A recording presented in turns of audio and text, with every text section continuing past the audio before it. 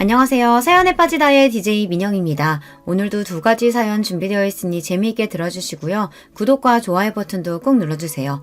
그럼 오늘의 사연 바로 시작해볼게요. 안녕하세요. 저는 자영업을 업으로 삼아 하루하루 열심히 살아가고 있는 40대 여성입니다. 본인 사업장을 꾸려가시는 분이시라면 다들 아시겠지만 장사라는 게 결코 녹록지가 않은 일이죠. 무슨 일이든 밥 벌어먹고 사는 일에 쉬운 일이라는 게 없다지만 하루 매출이 그날그날 눈으로 확연히 드러나는 일인 만큼 쉽사리 휴일을 가지기도 어려운 일이 바로 장사죠. 특히 저는 식당을 운영하고 있거든요. 식당 운영이라는 게 손님들이 오시는 시간을 제외해도 음식을 미리 준비하고 재료를 손질하는 등 사람 손 가는 일이 너무 많아요. 하지만 아무리 바빠도 세상 사는 이야기 나눌 존재가 없다는 허전함을 느끼는 건 또 별개의 일이잖아요. 그런 제 헛헛한 마음을 달래주는 것이 바로 이 채널을 통해 듣는 여러분의 사연입니다. 손은 제게 놀리면서도 귀는 여러분들 진솔한 사는 이야기에 쫑긋 집중하고 있자면 수많은 사연을 안고도 씩씩하게 살아가는 여러분께 저 역시 살아갈 힘을 얻기도 합니다. 지금은 식당 일도 손에 있고 이런 생활을 하는데도 제법 익숙해져서 마음의 안정을 찾았지만 사실 홀로 서기를 하는 과정이 쉽지만은 않았습니다. 여러분들 앞이니 드리는 말씀이지만 제가 처음부터 홀로 이 식당을 운영했던 건 아니었어요. 평생을 함께할 가족이자 인생의 동반자라고 여겼던 이들과 온갖 역경을 헤치고 처음 시작하게 된 게 이 식당이었어요. 하지만 가족들을 위해 제 몸이 부서져라 일했음에도 가족이라 여겼던 그 사람들에게 저는 그만큼 소중한 존재는 아니었던 모양이에요. 우리가 왜 나가? 우리가 이 식당 이만큼 일궈낸다고 얼마나 고생을 했는데. 그럼 내가 나가는 건 이치에 맞고요. 고생을 해도 내가 더 하고 품을 들여도 내가 더 들였어. 이 뻔뻔하게 짝이 없는 인간들 같으니라고. 나한테도 당신 같은 인간들 더는 내 사람 아니니까 소란 떨지 말고 썩 나가. 가족이었던 저를 기만한 것으로도 모자라 제가 가진 유일한 삶의 터전까지 빼앗으려던 인간들이었어요. 제 거 뺏기는 꼴을 가만히 보고만 있을 사람이 세상 천지에 어디 있겠습니까? 저 역시 마찬가지였습니다. 제 모든 것을 앗아가려 했던 이들에게 그 못지않은 처절한 응징을 해주었죠. 식당 사장이 된 건 결혼을 한 이후 처음 있는 일이었으나 사실 저한테 장사가 처음은 아니었어요. 저희 친정이 그리 넉넉한 편은 아니었습니다. 공장 노동자로 생계를 꾸리시던 아버지께서는 과도한 업무로 몸이 많이 상하셔서 제가 고등학교를 졸업할 무렵에는 일을 나가시는 게 불가능한 상태였습니다. 어머니께서는 오래 앓아오신 지병으로 항상 아프셨고요. 당장 제가 나가서 생업 전선에 뛰어들지 않으면 가족들 내일 먹을 양식도 걱정해야 할 판이었습니다. 그나마 다행인 점이 있었다면 당신들 넉넉지 못한 형편을 고려하신 부모님께서 저 하나 낳고 난 다음 더는 자식을 두지 않으셨다는 점 정도였을까요? 그러니 고작 20살 나이에 시작한 제 첫 사회생활이 결국 녹록할 수 없었겠죠. 일찌감치 실업계 고등학교에 진학해 이를 악물고 열심히 취업 준비를 해서 실업계 고등학교 출신 치고는 제법 건실한 회사에 들어갈 수 있었습니다만 저희 집에 환자만 2사람이었어요. 김병에 효자 없다는 말이 괜히 생긴 말이 아니었습니다. 집안에 아픈 사람 하나만 있어도 평범한 집안 갓에 기우는 게 느껴질 정도라는데 저는 아픈 사람이 2이나 있잖아요. 고졸사원 초봉치고는 적지 않은 연봉을 받았음에도 불구하고 돈은 항상 부족했습니다. 그러다 보니 퇴근 시간 이후로 파트타임으로 아르바이트를 하나 더 했고 주말에도 업장 상황에 따라 하루씩 주말 알바를 했습니다. 감사했었던 건 그래도 제가 처음 취직한 회사 사장님이 마음 씀씀이가 넉넉하신 분이셨다는 겁니다. 저희 집 형편이 넉넉하지 않다는 걸 처음부터 알고 계셨던 사장님은 제게 알바 자리를 주선해 주신 분이기도 하셨어요. 다른 회사에서는 아예 투잡이 금지된 곳도 제법 있다고 알고 있었고 꼭 그렇게 명시하지 않는다 하더라도 자기 회사 일하는데 능률이 떨어질 수도 있으니 다른 일하는 걸 꺼리는 분들이 많았더라고요. 하지만 사장님께서는 자기 막내딸보다 어린 제가 어떻게든 아픈 부모님 봉양하겠다고 기를 쓰는 모습에 많이 안타까워하셨습니다. 나도 부모님이 오래 앓으시다 가셨거든. 아무리 내 부모라고 해도 아픈 사람 간병이 어디 쉬운 일도 아니고 그게 얼마나 지치는 일인진 내가 잘 알지. 돈은 돈대로 들어가 아픈 사람도 같이 사는 사람도 몸은 몸대로 축나고 이게 온 가족이 다 고생이라고. 우리 막내들은 아직도 철딱서니가 없어서 대학 졸업반이 됐는데도 나한테 용돈 좀 타보겠다고 애교 떠는 판국에 그 애보다도 어린 현주 씨가 가장 노릇하고 있는 걸 보자면 내가 나 어릴 때 고생했던 생각이 참 많이 나. 난 엄마 한 분이 아프셔도 그렇게 힘들었었는데 현주 씨는 둘씩이나. 정말 대견하다, 대견해. 나는 내가 더 먹었어도 현주 씨가 진짜 어른이야. 당시 제가 다니던 회사는 규모는 아직 작았으나 착실히 내실을 쌓고 있던 화장품 회사였습니다. 어린아이도 바를 수 있을 정도로 저자극인 기초 화장품을 주력 상품으로 내걸고 있었기에 예민한 피부를 가진 소비자들에게 입소문이 나고 있었죠. 여자의 몸으로 자신의 사업을 여기까지 키워나간 사장님께서는 직접 발로 뛰면서 다른 직원들과 다름없이 열심히 일하시는 분이셨습니다. 그런 사장님 곁에서 저도 어린 나이에 돈 주고는 살 수 없는 많은 것들을 배울 수 있었어요. 사장님과는 지금까지도 인연을 이어가며 잘 지내고 있습니다. 제가 장사를 처음 시작할 때도 조언을 아끼시지 않으셨던 그분은 여전히 제게 롤모델이십니다. 이렇듯 서로 마음을 주고받는데 사이가 가까워지지 않기도 힘들었죠. 사장님께서는 다른 직원들 몰래 사비로 제게 부모님 맛있는 거 사드리라며 용돈을 찔러주기도 하고 때마다 보신에 좋다며 건강식품을 저희 집으로 보내주시기도 했습니다. 현주씨, 우리 단독 매장 2호점 오픈할 계획 있다는 건 알고 있지? 그래서 말인데 현주씨가 그쪽 매장 관리를 도와주면서 그 수당 대신에 운영 지분을 추후에 가져가는 쪽으로 일해보는 거 혹시 어떻게 생각해? 당장 돈이 급하니까 저녁에 따로 일까지 하고 있지만 사실 그게 액수가 그리 크지 않잖아.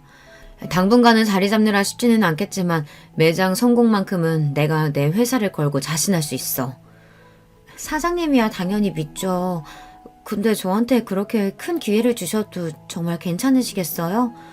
내가 현주씨 아니면 또 누굴 믿고 이런 일을 맡기겠어? 이래봬도 내가 사업하는 사람이야. 손해보는 짓은 절대 안 한다고. 사장님 말씀대로 돈 들어갈 구석이 천지이니 가리지 않고 닥치는 대로 일을 하고는 있었으나 정규직으로 근무 중인 직장을 제외하고는 일용직이나 다름없었으니 수입이 좋기가 힘들었어요. 그런데도 휴식 시간은 턱없이 부족하니 20대 꽃 같은 나이에도 제 눈 밑에 다크서클이 가실 날이 없었습니다. 사장님은 그게 안쓰러우셨던 거예요. 매장 관리는 돕는 일이라고 해도 사실상 사장님이 매일같이 매장을 들러 확인을 하셨기에 제가 할 일이 그리 많지는 않았습니다. 아직 회사가 그렇게까지 크지 않으니 당장 월급 올려주는 게 녹록치 않아 고민하신 끝에 사장님께서 내신 계책이었어요. 아무리 좋게 보는 직원이라고 해도 고등학교 졸업한 지 얼마 되지도 않는 풋내기한테 운영 지분까지 운운하기가 어디 쉽습니까? 그렇다고 제가 무슨 매장 출자금을 대는 것도 아닌데요. 추가 수당 대신이라고 말씀하시긴 했지만 그렇다기엔 과했죠. 물론 사업이라는 게 어떤 변수가 생길지 모르니 100% 성공을 보장하긴 힘들겠지만 신중한 성격의 사장님이 자신 없는 매장을 열 리도 없으셨고요. 그러니까 한마디로 순전히 저 좀 도와주시겠다고 하신 제안이었습니다. 스스로도 참으로 염치가 없다고 느껴졌으나 제 코가 석자이다 보니 사장님 제안을 기쁘게 받아들였어요. 그 길로 저녁에 투잡지던 알바도 그만두고 회사에서 근무하는 시간을 제외하고는 모든 시간을 아낌없이 새 매장 자리 잡는 데 쏟아부었습니다. 저같이 부족한 사람 어떻게든 양지해서 살 수 있도록 배려해 주시는 사장님이셨는데 저도 그 매장 꼭 성공시키고 싶었거든요. 그 무렵 제대로 입소문을 타기 시작한 저희 회사 화장품에 대한 관심도 나날이 높아졌고 2호점 역시 금세 호황을 맞이하게 되었습니다. 현주씨 정말 고생 많았어. 회사 일에 매장 일까지 정신 없었을 텐데 이렇게 잘해주고. 현주씨가 정말 내 귀인이다. 이건 내가 전에 약속했던 배당금. 통장에 찍힌 금액을 보고 눈이 튀어나올 뻔했습니다. 3억 원이 조금 덜 되는 거액이었어요. 새 매장을 오픈한 지 채 1년도 되지 않아 괄목한 만한 성장을 했다는 거야. 매일 제 두 눈으로 확인했으니 알고 있었어요. 그렇다고 제가 이런 거액을 가져갈 만한 대단한 일을 해냈다고는 생각이 들지 않았습니다. 아무리 돈이야 많을수록 좋다지만 어릴 적부터 포기하는 법을 먼저 배웠던 저로서는 제 분수에 맞지 않는 돈을 욕심낼 수 없었어요. 사장님, 저 이 돈 못 받아요. 저 같은 평사원이 무슨 능력이 있다고 이런 거금을 받아요. 그 매장 운영하면서 내가 누구를 의지했겠어. 판매직거든 왜 매장 운영에 관여하는 게 우리 둘밖에 더 돼? 게다가 그걸 무급으로 일했는데 이 돈 도로나 돌려주면 나 악덕사장 되는 거야. 내가 누누이 말하지만 나 사업가야. 절대 이유 없는 돈 쓰는 사람 아니니까 자기도 자기가 노력한 대가는 당당하게 받아. 태어나 처음 만져보는 액수의 돈이었습니다. 언감생심 꿈꿀 수도 없는 금액이었죠.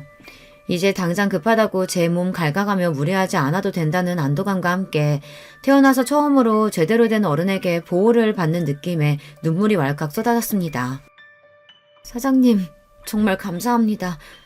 돈도 돈이지만 사장님 아니셨으면 제가 지금쯤 어떻게 되었을지도 몰라요. 사장님께서는 제가 살아갈 힘을 주신 거예요. 이 은혜 정말 죽어서도 잊지 않을게요. 정말 감사합니다, 사장님. 이 돈이면 이제 부모님 병원비도 걱정하지 않아도 되겠다는 생각에 너무나 기뻤습니다. 그러나 그런 생각도 잠시, 그로부터 얼마 지나지 않아 아버지께서 먼저 떠나신 후 채 반년도 지나지 않아 어머니까지 제 곁을 떠나셨습니다. 그렇게 돈 없어서 지긋지긋하게 살 때는 아파서 시름시름 고생하시다가 이제 넉넉해지니 효도할 새도 없이 급히 떠나신 부모님이 야속하게 느껴졌습니다. 그간의 고생에 대한 원망과 좀 더 잘해드리지 못한 죄책감 등으로 무너져 내린 저를 감싸 안아주신 것 또한 사장님이셨습니다. 현주씨가 부모님께 어떻게 했는지 내가 다 잘 알아. 그 누구도 현주씨보다 더 잘할 수는 없었을 거야. 부모님께서도 그렇게 생각하실 거고. 그동안 정말 고생 많았어, 현주씨. 사장님이 아니셨더라면 정말 세상에 홀로 남는 기분에 많이 힘들었을 겁니다. 헛헛한 마음을 사장님 위로와 딴 생각할 틈 없는 경무로 채우며 그렇게 부모님을 떠나보냈습니다. 남편을 만났던 때는 여전히 부모님을 떠나보낸 상실감에 허전함을 느끼던 시기였어요. 저희 회사와 거래하던 유통업체 쪽 직원이었던 남편은 처음부터 제게 호감을 가지고 다가왔어요. 하지만 그때까지 바쁘게 돈 벌어 가족들 보양할 줄만 알았던 저는 연애 한번 제대로 해본 적이 없었습니다. 환경 때문이기도 했지만 솔직히 연애고 뭐고 다 귀찮기도 했습니다. 제 성향 자체가 누구랑 왁자지껄하게 어울리는 걸 좋아하는 성격이 아니더라고요. 하지만 그럼에도 이제 하늘 아래 내 가족이 하나도 없다는 것만큼은 외롭게 느껴졌습니다. 남편이 첫눈에 호감에 들었던 건 아니었기 때문에 아마 그런 시기가 아니었더라면 여느 때처럼 남편 호감을 무시했을 거예요. 제 환심을 사겠다며 자잘한 선물을 하고 따뜻한 말 한마디 건네는 게 그때는 참 의지가 되었습니다. 그렇게 물 흐르듯 자연스럽게 남편과 만나게 되었어요. 내가 강무씨 우리 현주한테 잘하나 못하나 두 눈 시퍼렇게 뜨고 지켜볼 거야. 현주씨는 나한테는 딸이나 마찬가지인 사람이야. 아, 그럼요. 손에 물 한 방울 안 묻히고 귀하게 모시고 살 테니까 걱정하지 마세요, 사장님. 남편은 변죽이 좋은 사람이었습니다. 주변 사람들과의 관계도 좋은 편이었기에 평판이 그리 나쁜 사람도 아니었죠. 사실 남편과 연애를 시작하기 전에 사장님의 오케이 사인을 받고서야 저도 수락을 한 거였어요. 그럴 때 보면 정말 사장님이 딸내미 단속하는 엄마같이 느껴졌습니다. 사람도 사람이지만 저한테는 그것보다 더 중요한 문제가 있었어요. 워낙 부모님 투병으로 온 가족이 그 긴 시간 생고생을 했으니 가족 중 중환자가 있는지 경제적으로 문제가 있지는 않은지 하는 부분이 정말 중요했습니다. 부모님을 사랑하기는 했으나 그렇다고 그 두 분 모시는 게 힘들지 않은 건 아니었어요. 결혼해서까지 시댁에 비슷한 문제가 있어 또다시 그런 고생을 하며 살 생각은 추호도 없었습니다. 그럴 바에야 그냥 평생 혼자 살 생각이었어요. 속물적이라고 욕하실지는 모르겠으나 그렇다고 해도 어쩔 수 없죠. 저랑 비슷한 고생을 해보신 분들은 아마 공감하실 겁니다. 그 점은 남편에게도 처음부터 확실히 했습니다. 더는 그런 고생을 하고 싶지도 않고 나 역시 내 배우자 될 사람에게 그런 짐은 지우지 않을 거라고 말이죠. 남편 역시 제 사정을 듣더니 이해를 하더라고요.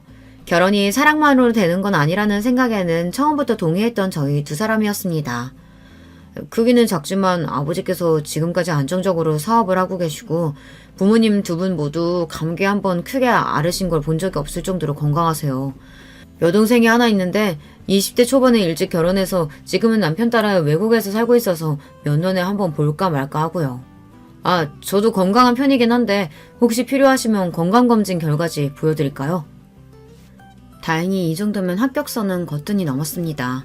부모님 두 분 모두 노후 준비까지 다 되어 있다는 점도 마음에 들었어요. 부잣집에 시집가서 팔자 고칠 생각은 없었지만 그래도 제가 벌어먹어야 할 집에 시집가는 건 싫었거든요. 남편도 자기 일 잘해서 월급 꼬박꼬박 잘 받고 있으니 이만하면 결혼 상대로 나쁘지 않겠다고 생각했습니다. 양친 모두 안 계신다는 게 좀 마음에 걸리네. 우리 아들 장가가서 장모님 사랑도 좀 받아봤으면 했는데 엄마는 무슨 그런 소리를.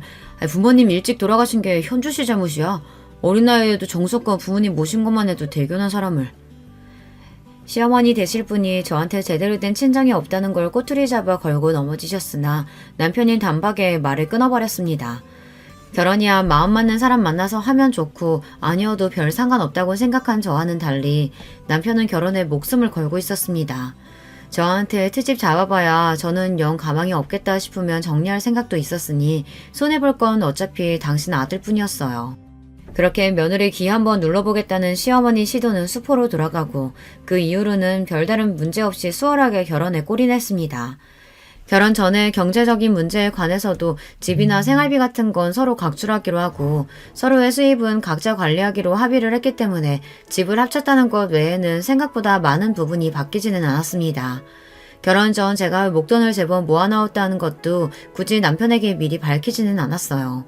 저 역시 남편에게 굳이 캐묻지 않았고요. 결혼 전에 번 돈이야 온전히 본인 재산인 건데 제가 궁금해하거나 탐낼 것도 아니고요. 남편은 그렇게 생각하기보단 아픈 부모 밑에서 오래 고생한 제가 딱히 가진 돈이 있을 거라는 생각 자체를 하지 않은 것 같았습니다. 게다가 제가 차림새가 수수한 편이라 더 그렇기도 했을 거예요. 생활비 내고 각자 돈은 각자 관리하자는 말에 남편이 더 반가워했습니다. 역시 사회생활을 하는 사람이라 그런가. 현주 씨가 센스가 있어. 사실 결혼하고 뭐 사소한 거 하나 쓰게 해도 서로 눈치 보고 그런 게 편치는 않잖아. 서로 필요할 때는 아끼지 않으면서 자기 건 자기가 관리하고 난 좋아. 아마 저한테 가진 재산이 꽤 되는 걸 알았는데도 남편이 저리 좋아했을까 생각해보니 저도 참 답 없는 사람을 만났다 싶네요. 어찌되었든 둘 모두 합의하에 시작된 생활이었기에 저희끼리는 잡음 없이 잘 지냈습니다. 잡음은 항상 시댁 쪽에서 시작되었습니다. 결혼 직후부터 손자 타령을 입에 달고 살던 시어머니가 급기야 대놓고 이렇게 말하기 시작했어요. 시집을 왔으면 당연히 애부터 낳을 생각을 해야지. 나이가 적은 것도 아니고 곧 있으면 노산인데 남의 집 대끈을 작정인 게 아니면 당연히 며느리 의무부터 할 생각을 해야 할 것 아냐. 제 나이가 가 30을 넘겼을 때였습니다. 남편이 저보다 5살이나 많으니 남편 입장에서 노산이라면 노산이겠네요. 평소 같으면 시어머니가 뭐라고 하든 말든 신경도 쓰지 않지만 아이 문제에서만큼은 남편도 은근슬쩍 제 어머니 편을 들더라고요. 사실 더 늦기 전에 나도 아이 가졌으면 싶기는 하거든. 자기도 아예 자식 생각이 없는 건 아니잖아. 그런 거 같으면 더 기다릴 것도 없이 가지는 것도 좋지. 남편 말대로 제가 아예 아이 생각이 없는 건 아니었기에 저 역시 고민을 하기 시작했습니다. 하지만 회사 문제도 있고 분명 아이가 생기면 지금과는 생활이 달라져도 너무나 달라지겠죠. 아이 가진다고 나 일 쉬면 그동안 내 수입이 없을 텐데 그건 어떻게 하고? 그리고 아이 낳는다고 은근슬쩍 집에 눌러앉을 생각 없어. 최대한 빨리 회사 복직해서 일할 거야. 그럼. 설마 내가 당신 집에 들어앉힐까 봐? 그리고 내 자식 갖겠다고 하는 건데 설마 내가 당신 돈 안 벌어온다고 타박하겠어? 걱정 마. 이렇게 된 김에 당신도 좀 쉬면서 몸도 보호하고 아이 준비하는 건 어때? 당신 고등학교 졸업하고 이때까지 제대로 된 휴가 한 번도 못 갔잖아. 돌이켜 생각해보니 정말로 제대로 쉬어본 적이 없었습니다. 그래, 이제 나 일한다고 굶어 죽는 것도 아니고 남편 말 맞다나 제 새끼 가진다고 쉬는 건데 날 구박이라도 했다가는 가만 안 두면 그만이지 하는 생각이 들었습니다. 남편 모르게 쓸 수 있는 여윳돈도 제법 많았고요. 그래, 설마 내가 잠깐 쉬다 온다고 현주 씨 자리 하나 못 지켜주겠어? 이날 이때까지 그렇게 쉴 틈 없이 일했는데 이제 현주 씨도 숨 돌릴 틈이 좀 생겼네. 내가 현주 씨 시집가고 나서도 잘 지내는 건가 걱정이었는데 이렇게 마누라 쉬게 해줄 줄도 알고 잘 살아서 정말 다행이다. 휴직기 이야기를 꺼내자 흔쾌히 받아주시는 사장님 덕에 저 역시 이제 이런 여유를 부릴 수 있는 삶을 살게 된 게 흡족했습니다. 그렇게 태어나 처음으로 아무 걱정 없이 빈둥빈둥 쉬는 날을 맞이하게 되었어요. 처음 며칠은 좀 불안한 기분이 들더니 의외로 백수 생활이 저한테 잘 맞더라고요. 혼자서 조용히 그동안 해보지 못했던 것들을 하나씩 해보는 것도 제법 즐거웠고요. 마음이 편해 그런 건지 얼굴도 꽤 좋아졌습니다. 비록 제 아들 일하는 동안 팔자가 늘어진 저를 보고 심통이 난 시어머니 얼굴을 보는 건 반갑지 않았지만 말입니다. 우리 아들은 얼굴이 판쪽이 되도록 고생하는데 너는 아주 팔자가 늘어졌구나. 남편 돈으로 그렇게 놀고 먹으니 좋니? 저희는 처음부터 각자 번 돈 각자 썼어요. 제 돈 제가 쓰고 노는 거니까 아들 걱정은 안 하셔도 돼요. 자기한테는 져줄 생각이 없는 며느리 말에 또 파르르 하는 시어머니였지만 제가 뭐 틀린 말 했나요? 그러게 가는 말이 고와야 오는 말이 고운 겁니다.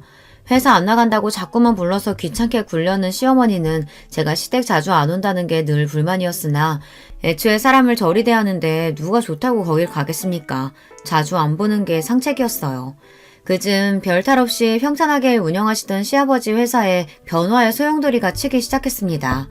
어디서 무슨 말을 듣고 혹한 건지 평생 구멍가게 수준으로 운영하던 회사를 키워보겠다며 시아버지가 가진 재산 모두 끌어모아 회사 덩치를 불리고 있다는 소식을 뒤늦게 들었을 때는 염려가 되었어요. 괜히 긁어부스럼 만들까 싶었으나 정말 남편 반응은 심심했습니다. 뭐 평생 하시던 일인데 알아서 잘 하시겠지. 그리고 잘 안 되더라도 빚도 돈 있는 사람들이나 지는 거지. 애초에 뭐 가진 것도 별로 없는 아버지가 잃어봤자 얼마나 잃으시겠어. 그래도 지금 사시는 집도 있고 노후 대비도 해놓으셨고 더 늦기 전에 아버지도 해보고 싶은 일은 있으셨겠지.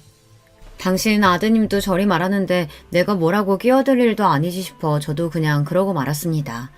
그래서 새벽에 시부모님이 갑작스럽게 쳐들어왔을 땐 진짜 너무 놀랐어요. 아이고 강무야, 이제 우리 어떡하니? 네 엄마 길거리에 나 앉게 생겼다. 아직 잠에서 제대로 깨지도 못해 어안이 벙벙한 저희 앞에 퍼질러 앉아 시어머니가 대성통곡을 하셨습니다. 이게 다 무슨 일인가 싶어 정신을 못 차리고 있는데 시아버지가 뒤쪽에서 나라 잃은 표정으로 죄인처럼 서 있는 게 눈에 들어왔어요. 난리를 치면서 그 새벽에 집이 떠나가라 울던 시모가 갑자기 당신 남편을 획 쏘아보더니 원망의 말들을 마구 퍼부어댔습니다. 그러니까 갑자기 무슨 팔자에도 없는 사업 확장이야. 다 늙어서 이날 이때까지 사업가로 큰 재미도 못 봤으면서 내 능력치가 여기까지겠거니 생각하고 있는 거나 잘 쥐고 있을 생각을 했어야지. 이제 어쩔 거야. 집이고 뭐고 다 넘어가고 그나마 가진 재산 빚잔치 하면 당장 땡천 한 번도 없는데요. 당장 어디서 살 거냐고. 그러니까 그 무리를 해서 키워놓은 시아버지 사업이 결국에는 엎어졌다는 겁니다. 남편 말만 들었을 때는 남은 여유 자금으로 벌인 일인 줄 알았는데 시부모님이 살고 있던 집에 빚까지 좀 졌더라고요. 집은 이미 경매로 넘어간 후였어요. 두 분 가진 걸 전부 다 털어막으면 어떻게 빚은 해결할 수 있겠지만 그동안 모아둔 거 전부 박박 긁어야 겨우 수습이 가능한 수준이었습니다. 노후 자금으로 마련한 건 역시 그렇게 한순간에 날아가 버렸죠. 땡전 한 푼 남은 것 없다는 시어머니의 말은 과장이 아니었어요. 내가 정말 너희들한테 면목이 없다. 그래도 당장 일이 이렇게 되었으니 어쩌겠니? 당분간만이라도 너희들한테 신세 좀 질 수 없겠니? 자다 날벼락 맞은 기분에 기가 막혔습니다. 일단 당장 갈 곳이 없는 시부모님 내쫓을 수도 없으니 다른 방에 자리를 펴드리고 와서는 남편과 마주 앉았습니다. 오늘이야 사정이 저리 되었으니 어쩔 수 없지만 나 당신 부모님이랑 한 집에서 못 살아. 아버님이면 또 몰라도 어머님까지. 이유는 당신이 더 잘할 테고. 우리 엄마가 당신한테 한 짓이 있으니 싫은 거야 당연히 이해하지만 그렇다고 나이 드신 분들 어디 갈 데 있다고 나가시라 그래. 그래도 내가 자식인데, 어? 가뜩이나 마음에 들지도 않은 시어머니 머물 곳까지 알아봐야 한다는 생각에 머리가 지끈거렸으나 계속 그러고 앉아있는다고 무슨 수가 나는 것도 아니었습니다. 결국 내키지 않는 어투로 남편에게 말했어요. 기다려봐. 내가 좀 알아볼 테니. 제가 연락을 드린 사람은 바로 사장님이었습니다. 사장님 회사는 날이 갈수록 성장해 이제는 제법 중견기업 태가 났습니다. 사장님께서도 살림살이가 예전과는 비교할 수도 없을 정도였고요. 소유하신 건물도 벌써 여러 채였는데 그중 유동 한 건물에 공실이 많아 걱정이라는 말씀을 하신 적이 있었거든요. 사장님, 당장 입실 가능한 집 아직 있어요? 응? 집이야 있지만 현주씨 무슨 일 있어? 간략하게 자초지정을 설명하자 사장님 얼굴에 금세 걱정하는 기색이 비쳤습니다. 평생 고생만 한 제가 시집가서 좀 잘 사나 싶었는데 시댁이 저리 쫄딱 망했으니 듣는 사장님이라고 기분이 좋으실 리 없으셨겠죠. 매번 힘들 때마다 사장님 도움을 받는 게 죄송스러웠지만 당장 생각나는 분도 사장님 뿐이었습니다. 월세는 바로 마련해서 보내드릴게요. 최대한 빨리 입주할 수 있으면 돼요. 그건 걱정할 거 없어. 당장 오늘이라도 들어갈 수 있으니까. 돈도 천천히 얘기하자고. 현주 씨 시부모님이면 나하고도 인연이 없다고 할 순 없는데 급할 거 없잖아. 응? 이번에도 선뜻 제게 도움의 손길을 내밀어 주신 사장님께 정말 감사했습니다. 신부모님도 이렇게까지 해주시긴 쉽지 않으셨을 거예요. 그렇게 급히 시부모님 거처 문제를 해결해 드렸습니다. 꼼짝없이 아들 집에 얹혀 살 줄 알았는데 그래도 상태가 나쁘지 않은 곳에 바로 머무를 곳을 마련해준 며느리 덕분에 두 분 얼굴에도 잠시 수심이 가셨어요. 아가, 네 덕분에 내가 숨이라도 돌렸다. 이 은혜 잊지 않으마. 정말 고맙다. 그래, 고맙구나. 늘 틱틱대던 시어머니도 그래도 제 덕에 고생을 덜은 줄은 아시는 건지 드물게 감사 인사를 하셨습니다. 여전히 표정은 떨떠름하셨지만 말입니다.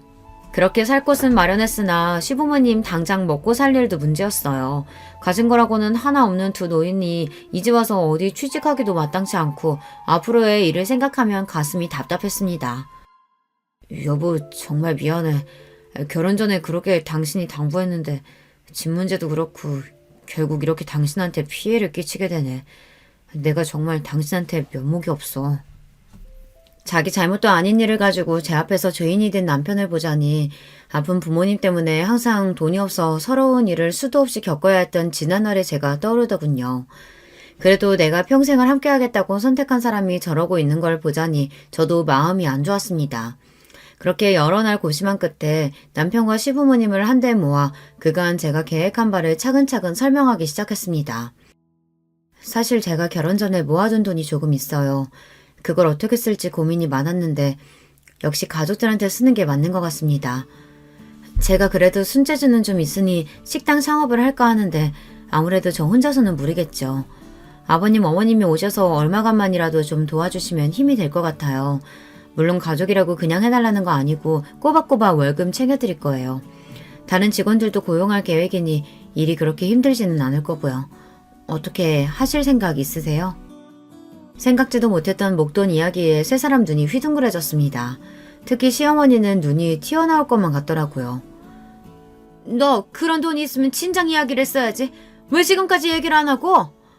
제 돈인데 굳이 이야기할 필요가 없겠죠. 그래서 생각 있으시냐고요. 본인이 아쉬운 입장임에도 무슨 자격으로 얘기를 하느니만이 발끈하는 시어머니는 쏙 빼버릴까 하는 생각이 잠시 들었지만 어쨌든 저랑 제 남편 좋자고 꺼낸 이야기였으니까요. 저 사람이 괜한 소리를. 우리야 그저 고맙지. 우리 같은 뒷방 늙은이 일감도 주고 월급도 준다는데 그렇지 않아도 내 사업이 그리 되고 나니 그렇게 들러붙던 인간들도 다 떠나고 돈 한 푼 빌리기가 쉽지 않았다. 이렇게 네가 도와주니 이제 굶어 죽을 걱정은 하지 않겠구나. 시켜만 주면 무슨 일이든 해야지. 그래도 시아버지는 염치는 있으신 분이셨어요. 저 나이에 사업까지 하신 분이면 자존심 내세워서 뻗대는 인간들도 있을 텐데 그래도 본인이 벌인 일 어떻게든 본인이 수습하려고 노력하시는 건 높이 살만했습니다. 시어머니는 며느리 밑에서 일할 생각에 분한 모양이었지만 당장 아쉬운 건 제가 아니니까요. 마지못해 기어들어가는 목소리로 시어머니가 말했습니다. 그래, 나도 나가마. 그렇게 창업 준비가 시작되었습니다. 갑작스럽긴 했습니다만 어렴풋이 식당 창업에 대해서 생각해보지 않은 것은 아니었습니다. 마침 임신 준비로 휴직한 상태에 시간 여유가 넘치는 상황이었으니 어떻게 여러 가지 상황이 잘 맞물린 거였죠. 어머, 식당을? 하긴 현주 씨 손이 워낙 야무져야지. 그래도 창업이라는 게 쉬운 일이 아닐 텐데 그나저나 현주 씨 같이 유능한 직원이 그만두면 아쉬워서 어째? 창업을 하게 되었으니 회사 생활을 완전히 정리해야 해서 말씀드렸더니 사장님께서 많이 아쉬워하셨습니다. 그러면서도 저의 새 출발을 진심으로 축하해 주시는 사장님이었어요. 다른 그 누구보다 사장님의 지지가 큰 힘이 되었습니다. 저기 자기 여윳돈이 대체 얼마나 되는 거야? 식당 인테리어도 그렇고 돈이 한두 푼 드는 게 아닐 텐데. 나도 있는 돈 없는 돈 다 긁어모아 탈탈 털었어. 5억 조금 안 될 거야. 내 전 재산 다 쏟아부으니까 이 식당 꼭 성공해야 돼. 5억? 5억이라는 말에 금방이라도 남편이 뒤로 넘어갈 것 같더라고요. 사실 가진 돈은 5억이 좀 넘었으나 저도 마지막 믿는 구석은 있어야죠. 결혼 전에 사장님께 받았던 3억이 좀 안 되는 돈은 그동안 투자 등을 통해 그 몸집을 키워 5억이 넘는 돈으로 불어났습니다. 거기에 결혼 전까지 딱히 쓰는 것도 없이 차곡차곡 모아둔 월급까지 합치면 금액이 더욱 커졌죠. 제가 아무렴 믿는 구석도 없이 덜컥 휴직계를 썼겠습니까? 몇 년 정도는 한량처럼 놀아도 전혀 걱정할 것이 없었습니다. 비록 생각만 했던 일이 갑작스럽게 현실로 구현되긴 했지만 제가 그렇게 호락호락한 사람은 아니었어요. 식당 인테리어며 메뉴 구성이며 정신없이 바쁘게 돌아가는 와중에도 시장 조사와 어떤 고객층을 타겟으로 잡을지 철저하게 준비했습니다. 제가 제 업장을 운영해 본 적은 없어도 회사 다니면서 새 매장 운영 일은 해보지 않았겠습니까? 비록 동종업계는 아니지만 그때 사장님 하시는 걸 보면서 배운 게 결코 적지 않았습니다. 사장님 역시 자기 사업으로 바쁘신 와중에도 틈틈이 재창업에 조언을 아끼지 않으셨습니다. 제가 아는 전문가 중에도 가장 신뢰할 수 있는 사람이 사장님이셨으니 돈 주고도 얻지 못할 귀한 말씀을 거저 얻은 거나 마찬가지였죠. 그렇게 제대로 준비한 저의 첫 식당이 문을 열었습니다. 한식 가정식을 주 메뉴로 잡아 깔끔하게 즐길 수 있는 세련된 인테리어의 식당이었어요. 사실 다루는 메뉴는 백반집에서 흔히 볼 수 있는 것들이었지만 마치 일본 가정식이나 1인 코스 요리를 먹는 것처럼 깔끔하고 세련되게 구성을 했습니다. 이건 역시 다분히 의도된 것이었어요. 요즘 젊은 층들 사이에서 이런 소박한 음식들이 유행이거든요. 그 와중에 사진 찍을 만한 예쁜 것들에 열광하는 심리를 잘 파악해서 꼭 인증창 찍기 좋은 잘 꾸며진 카페에서 든든한 한식으로 배를 채울 수 있는 식당을 만든 거죠. 이건 역시 제 아이디어에 사장님께서 살을 붙여주셨습니다. 거기에 회사 다닐 적 제 주력 업무였던 인터넷 매체를 활용한 홍보까지 더해 저희 식당은 인근에서 아주 핫한 식당으로 급부상했습니다. 덕분에 식당 일은 눈코 뜰 새 없이 바빠졌어요. 처음 시부모님께 말씀드린 대로 직원들도 넉넉하게 뽑았습니다. 비록 양념장 비율을 비롯한 음식 레시피는 저 혼자 알고 있는 영업 비밀이었으나 그 외의 업무는 직원들에게 고루 분배해 사람이 많아도 직원들이 너무 급히 서두르는 느낌이 나지 않도록 신경 썼습니다. 백반을 먹어도 귀히 대접받는 느낌이 나도록 이게 제가 철저하게 지키는 저희 식당 영업 방침이었습니다. 대접받는 걸 싫어하는 사람은 아무도 없으니 젊은 손님층은 물론 그 젊은 손님들이 자기 부모님을 모시고 대접하는 곳으로도 꽤 좋은 평가를 받았죠. 시부모님 월급을 드리려면 명분이 있어야 하니 두 분 출근하시라고 하긴 했지만 사실 그렇게 일을 시킬 생각이 있는 건 아니었어요. 특히나 시어머니의 경우 그 모난 성격으로 손님들 심기나 거스르지 않으면 다행이었기에 나와서 남을 다드는 거나 조금 돕게 하고는 몇 시간 식당에 머물게 두지도 않았습니다. 시아버지께도 소일거리 정도나 드릴 생각이었으나 예상보다 시아버지도 다부지게 마음을 먹고 진지하게 일에 임하시더라고요. 제가 말려도 의욕적으로 온갖 일을 찾아하시고 손님들에게도 친절하셨고요. 결국 시아버지는 서빙 일을 맡게 되셨는데 은발의 신사가 친절하게 서빙하고 음식 설명을 해주는 게 제법 반응이 괜찮았습니다. 그저 용돈벌이나 할 수 있게 해드리려고 했는데 저리 열심히 해주시니 저도 기분이 나쁘지 않았죠. 여보, 요새 식당 일 때문에 정신이 하나도 없지? 아무래도 믿고 맡길 수 있는 사람이 더 있어야 하지 않겠어? 응? 아니야. 몸은 좀 힘들어도 요새 장사도 잘 되고 입소문도 타고 있고 기분이 좋아 그런가 버틸만 하네. 생각해보니 그때부터 남편은 슬슬 시동을 걸었던 것 같은데 워낙 식당 일 외에 신경을 못 쓴 제가 미처 알아차리지 못했던 것 같습니다. 식당을 연 지 1년이 좀 넘었을까. 한 유명 케이블 맛집 프로그램에 저희 식당이 등장한 이후부터는 이제 식사 시간에 웨이팅 없이는 입장이 어려울 정도로 손님이 늘어났습니다.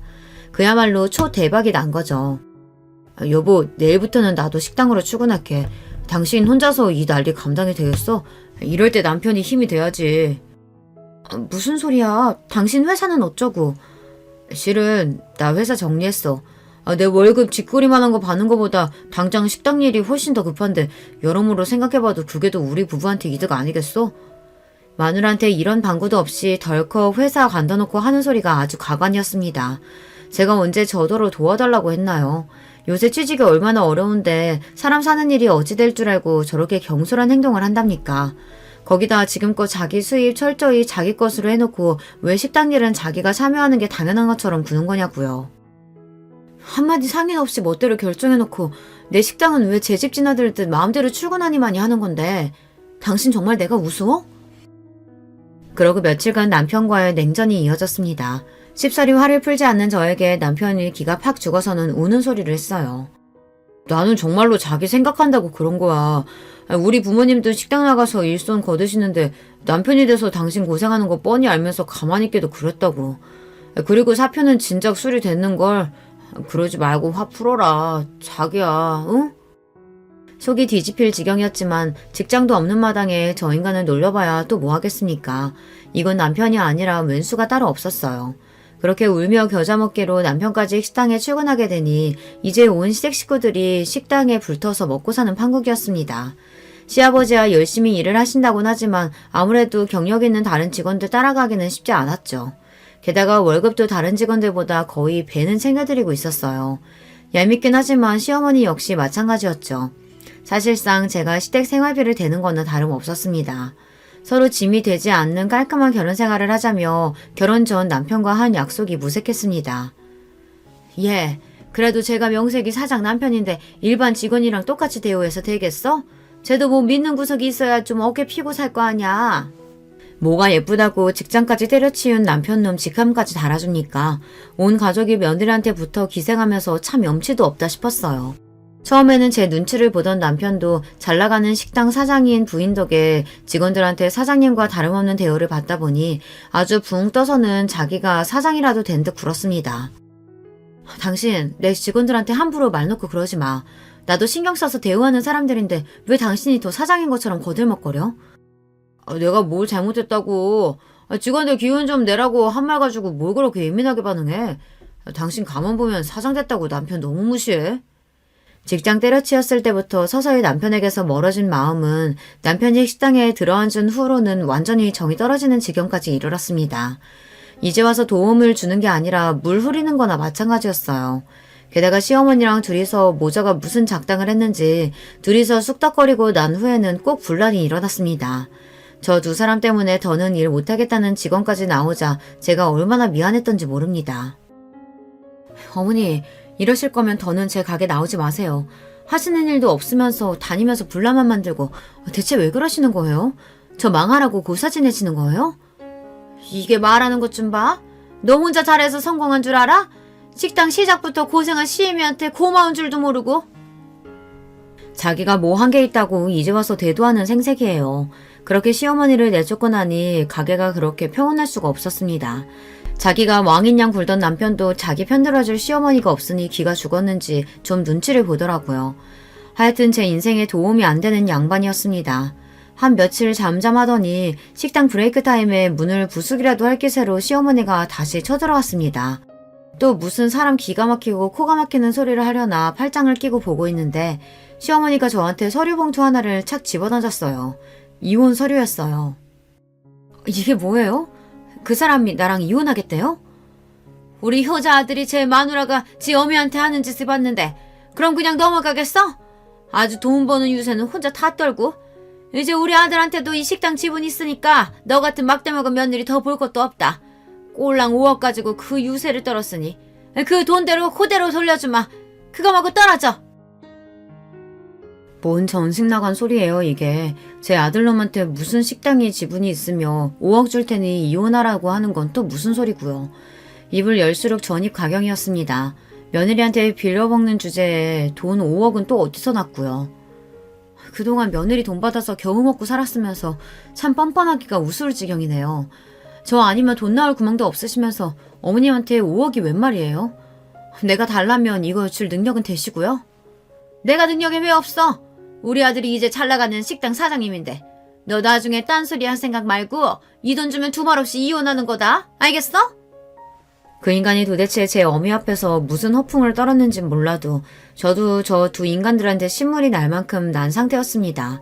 다 죽어가는 저들 살려줬으면 고마운 줄을 알아야지 감히 은혜를 원수로 갚는 짐승만도 못한 행태를 더는 두고 봐줄 생각도 없었고요. 그렇게 계산을 마친 저는 시어미를 쏘아보고는 말했어요. 어머니, 뭘 믿고 덜컥 이혼 도장부터 찍겠어요. 5억 입금하면 그때 도장 찍어줄 테니 어머니나 군소리 마세요. 그렇게 제 통장에 찍힌 5억을 확인하고 나서 시원하게 이혼 서류에 도장을 쾅 찍어버렸습니다.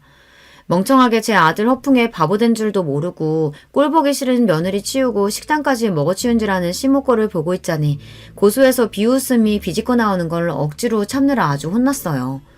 다음날 시모가 혼비백산을 한 꼴로 다시 제 식당에 뛰어들어왔습니다. 멀리서 보이는 시모 꼴을 보고는 미리 연락해둔 직원에게 손짓을 했죠. 시모는 우람한 직원의 제지에 제 식당 안으로 들어오지도 못하고 밖에서 부들부들 떨고 있었습니다. 제 딴에는 분해서 아주 죽을 지경이었을 겁니다.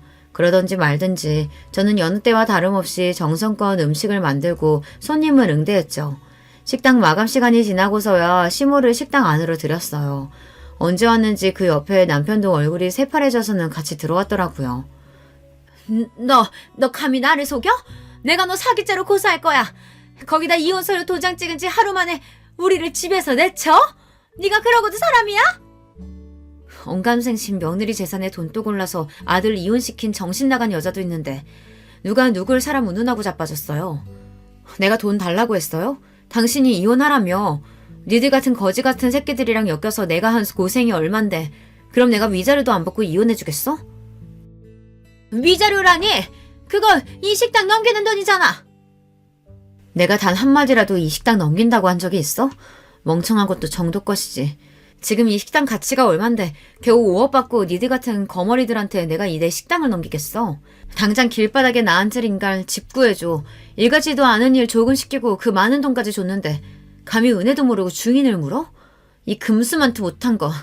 나도 니들 같은 거머리 새끼들이랑은 더 보고 살 생각 없으니까 당장 꺼져. 당연히 제 것인 줄 알았던 식당이 신기루처럼 사라지고 돈 5억까지 날렸다는 걸 깨달은 시어머니 낯빛이 질리다 못해 피기가 싹 가셨습니다. 그 옆에서 안절부절 못하고 서있던 남편놈이 제 앞에 무릎을 꿇고 주저앉았어요. 여보, 나 진짜 몰랐어.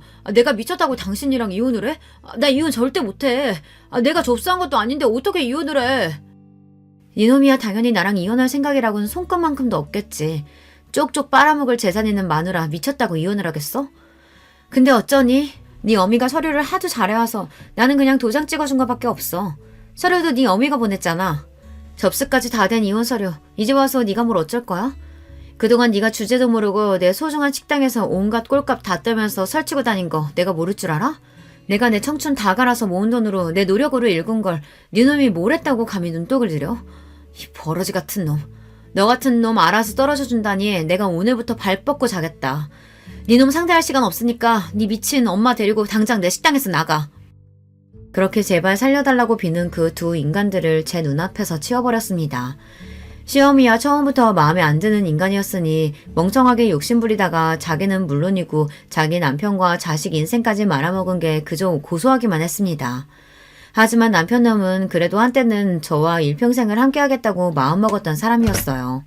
돈 앞에 사랑도 부질없었던 거였는지 아니면 애초에 그만큼의 사랑은 아니었던 건지 알 수 없지만 가슴이 휑한 기분이 드는 건 어쩔 수 없었습니다. 이미 서류 접수되었는데 이혼이 장난도 아니고 뒤늦게 남편이 난리쳐봤자 법원에서 받아들일 리 만무했습니다. 애초에 서류 접수가 자기 본가 쪽에서 되었는데 제가 갖다 낸 것도 아니고 뒤늦게 부린 변덕 정도로 치부되었으니 재판부 입장에서는 괘씸죄만 더해졌죠. 그렇게 결국 남편과의 인혼이 확정되었습니다. 지가 지발로 직장 때려치우고 더는 제 식당에서 나댈 일도 없고 저 아니면 믿을 구석도 없으니 직업도 없는 놈이 개털인 상태였죠. 그렇다고 자기 부모들 사정이라고 다를 바 있습니까? 그 고약한 여자가 저한테 이혼 서류를 집어던진 바로 그날 곧장 집을 내어주신 사장님께 연락을 드렸습니다. 제 기가 막힌 소식에 저보다 더 분노하시는 사장님이셨어요. 인간의 은혜를 몰라도 정도 것이지 감히 현주 씨를 그딴 식으로 배신해?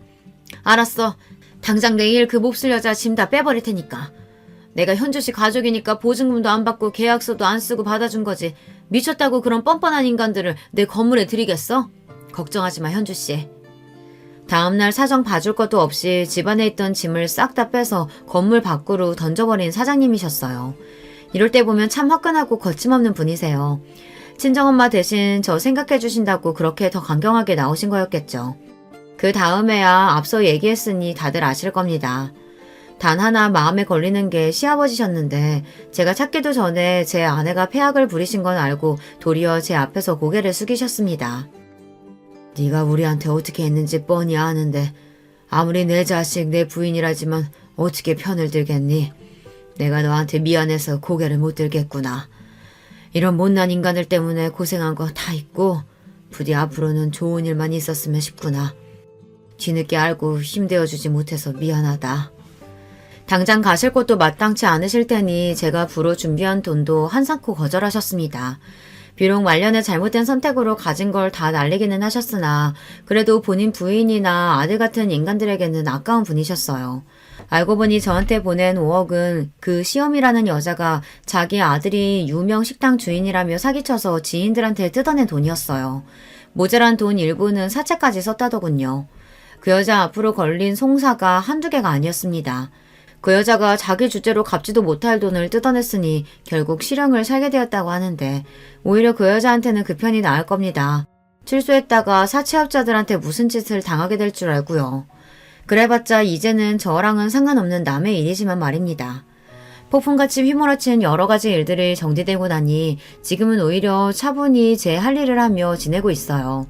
식당도 이제 완전히 안정적인 노선으로 들어섰고 여전히 사장님처럼 저를 진심으로 위해주시는 귀한 인연들과 함께하니 정신건강도 훨씬 좋아졌어요. 지금은 그저 오늘만 갖기를 바라며 하루하루를 살고 있습니다. 듣고 있자면 기가 막힌 제 이혼 이야기는 여기에서 마무리합니다. 긴 이야기 끝까지 함께 해주신 여러분 모두 감사드려요. 안녕하세요. 저는 서울에서 아내와 사는 60대 초반의 남자입니다. 오늘은 저한테 일어났던 사연을 제보하려고 해요. 이 이야기는 저뿐만이 아니라 우리 가족의 인생이 다 포함되어 있을 정도로 큰 사건이었습니다. 그래도 이제 이런 얘기를 웃으면서 할 날이 오다니 인생 오래 살고 볼 일이네요. 여러분도 살면서 억울하거나 배신당했던 기억이 있으세요? 혹은 괘씸했던 경험이요. 만약 하나라도 해당하신다면 오늘 제가 제보하는 사연에 공감을 많이 하실 것 같습니다. 그럼 바로 시작할게요. 진영아, 아빠 네 형이랑 배 타고 고기 잡으러 갈 거야. 성희한테 말해놓을 테니 학교 끝나고 와서 성재랑 삼겹살 구워서 밥 먹어라. 밥 든든히 먹고 엄마 가게 일도 도와주고, 알겠지? 성재는 올 필요 없으니까 너만 가게로 가. 그럼 아버지 다녀온다. 네, 알겠어요, 아빠. 언제나 안전이 제일 우선인 거 알죠? 할머니가 바다는 사람이 이길 수 있는 존재가 아니라고 했어요. 그러니까 형하고 무리하지 말고 조심히 다녀오세요. 아휴, 할머니 돌아가시니까 이제 진영이 네가 잔소리 담당이냐? 알겠어. 우리 작은 아들 무서워서 아빠가 형이랑 조심히 배 탈게. 성희 누나 집안일 많이 하며 적당히 하라 그래. 우리 집은 집안 대대로 배를 타는 가문이었어요. 제가 아주 어렸을 때 할아버지가 아빠와 배를 탔었고 할아버지가 돌아가시고는 형이 아버지랑 배를 탔습니다. 아버지한테 듣기로는 아버지가 어릴 때도 증조, 고조 할아버지가 다 배를 타셨다고 해요. 바닷가에 자리 잡고 살아서 아무래도 바다와 관련된 일을 했습니다. 그리고 우리 집은 동네에서 배가 가장 많은 집이었어요. 워낙 성실히 일하시는 집안 어른들 덕분에 먹고 사는 걱정은 하나도 없었답니다. 누나! 성희 누나! 성재랑 나왔어. 아, 배고프다. 누나 뭐 하고 있었어? 아버지가 누나 너무 힘들게 일하지 말라고 하셨어. 바닥 그만 닫고 우리 삼겹살 먹자. 왔어? 공부하느라 수고했어. 누나가 다 준비했으니까 너희는 그냥 앉아있어. 밥도 이미 해놨고 김치랑 다 꺼내놨거든. 성재야, 밥 먹고 진영이랑 사모님 가게 가서 일 도와드려. 알겠지? 아니야 누나. 아버지가 성재 데리고 오지 말라고 했어. 그리고 엄마도 성재 오면 내쫓는 거 알잖아. 그러니까 성재는 밥 먹고 쉬어. 나 혼자 가는 게 나도 편해. 성재랑 학교에서도 집에서도 붙어있는데 가게까지 같이 가라고? 아, 싫어. 그래도 내가 이렇게 식모로 일하면서 동생까지 같이 사는데 항상 죄송스러워서 우리 성재 학비도 내주시고 용돈도 주시고 내가 너무 미안해서 그렇지. 안 그래 성재야? 누나가 항상 말했지? 진영이네 가족분들에게 감사하면서 살아야 해. 알지. 그러니까 우리 일단 밥 먹자. 나 배고프다. 삼겹살을 앞에 두고 이러는 거 고문이야. 일단 밥 먹으면서 말하자. 우리 집에는 식모로 일하는 성이라는 누나가 있었어요. 사실 식모가 필요해서 구한 건 아니었습니다. 우리 어머니는 횟집을 크게 하셨는데 거기서 성희 누나의 어머니가 일하셨어요. 그러다 병에 걸려서 돌아가셔서 성희 누나와 동생인 성재는 고아가 되었습니다. 홀어머니라 오갈 데가 없는 성희 누나를 우리 부모님이 집에서 식모로 일하도록 고용한 거였죠. 성재가 마침 저와 동갑이라 우리 집에서 같이 살며 형제처럼 지냈답니다. 저도 형이 있었는데 이렇게 넷이 바닷가에서 산책도 하고 같이 놀러 다니며 매우 친하게 지냈죠. 엄마, 저 왔어요. 와, 오늘 손님이 왜 이렇게 많아요? 휴가철이라 그런가? 단체 손님이 여러 팀이네. 이모, 그거 저 주세요. 제가 서빙할게요. 진영이 왔어? 아유, 그러게 오늘 너무 바쁘다. 정신없어서 지금이 몇 시인지도 모르겠어. 성재랑 성이 밥은 먹었대? 아유, 너희 아버지랑 진석이는 왜 소식이 없니? 곧 오겠다. 네, 누나랑 성재랑 같이 삼겹살 먹었어요. 엄마, 이따 가게 마감하고 제가 청소할 테니까 먼저 들어가요. 몸도 안 좋으면서 무리하지 말고요. 우리 작은 아들 최고네. 아직 고등학생인데 이렇게 엄마 마음을 알아줘? 됐어. 그것만 돕고 들어가서 공부해. 저는 주로 학교가 끝나면 집에 와서 밥을 먹고 엄마 가게로 향했어요. 성희 누나는 편의를 많이 봐주는 우리 부모님에게 항상 감사하다고 했습니다. 그러면서 성재를 가게로 같이 보낸 적이 많은데 우리 부모님은 한 번도 성재에게 일을 시킨 적이 없어요. 오히려 부모 없이 자라는 성희 누나와 성재가 안타깝다고 여기셨죠. 성재의 학비를 아버지가 대신 내줬고 가끔은 우리 형과 저보다 성재와 성희 누나를 더 챙긴다는 생각이 들 정도였습니다. 사모님하고 사장님은 무슨 자점 사업가야? 이렇게 직원들 챙겨주면 남는 게 있기는 해요? 명절이라고 보너스 가득 넣은 것 봐. 내가 아까 보니까 그 식모. 그래, 성희랑 성재까지 데리고 여행 간다며? 성희는 가만 보면 복 받았어. 이러다 큰아들하고 결혼하는 거 아니야? 성희가 며느리가 되면 우리야 좋지. 예쁘지, 일 잘하지. 우리가 축복이지. 그리고 내가 좋아서 베푸는 거니까 부담 가지지 말아요. 자, 그럼 명절 잘 보내시고 끝나고 봅시다, 다들. 고향 다녀오세요. 명절이 되면 가족이 없는 성희 누나와 성재를 배려해서 같이 여행도 다녔어요. 제가 생각해도 우리 부모님은 저 남매에게 최선을 다했습니다. 동네에서도 유명할 정도면 말 다 했죠. 이렇게 저는 평생 가족들과 행복하게 살 줄 알았어요. 우리 아버지는 옛날 분이지만 상당히 다정하셨습니다. 어머니도 언제나 가족들에게 사랑을 듬뿍 주는 분이셨거든요. 그래서 미래에 대해 걱정해 본 적이 없을 정도였죠. 하지만 인생이란 게 어떻게 풀릴 줄 모르잖아요. 우리 가족에게 불행이 찾아오게 되었습니다. 사실 지금 많은 시간이 흘렀는데도 그때 일을 기억하는 것이 아직도 많이 힘들어요. 그만큼 제 인생에 있어서 불행의 서막이었답니다. 그날은 비가 아주 많이 오는 날이었어요.